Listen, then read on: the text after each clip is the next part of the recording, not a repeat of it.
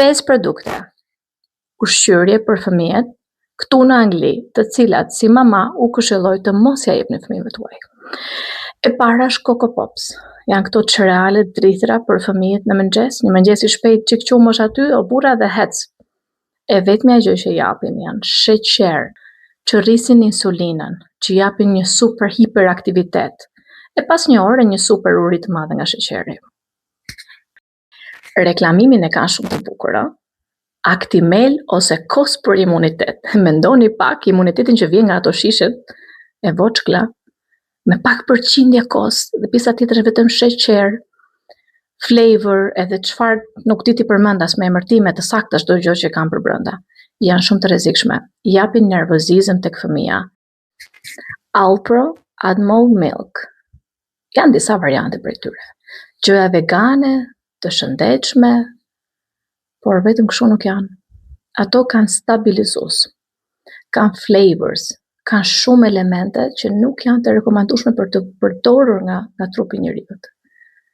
Do të kemi shumë kujdes sepse sa më shumë përbërës të ketë një produkt ushqimi, vetëm ushqim nuk është.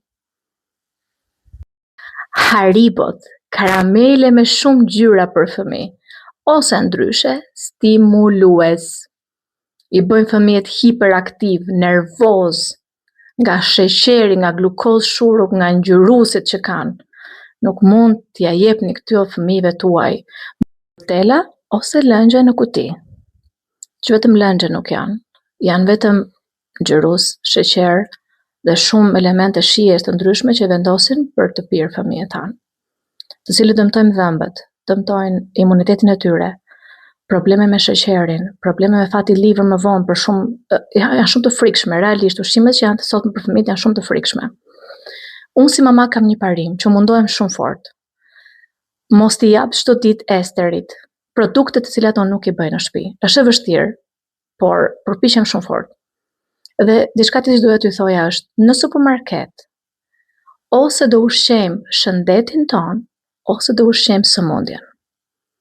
Për informacione shumë të thjeshta të tilla, për shëndetin, për kujdesin për veten tonë dhe fëmijët, ju lutem më ndiqni për të sjellë video të tjera më të reja dhe më të bukura. Uroj t'jeni mirë.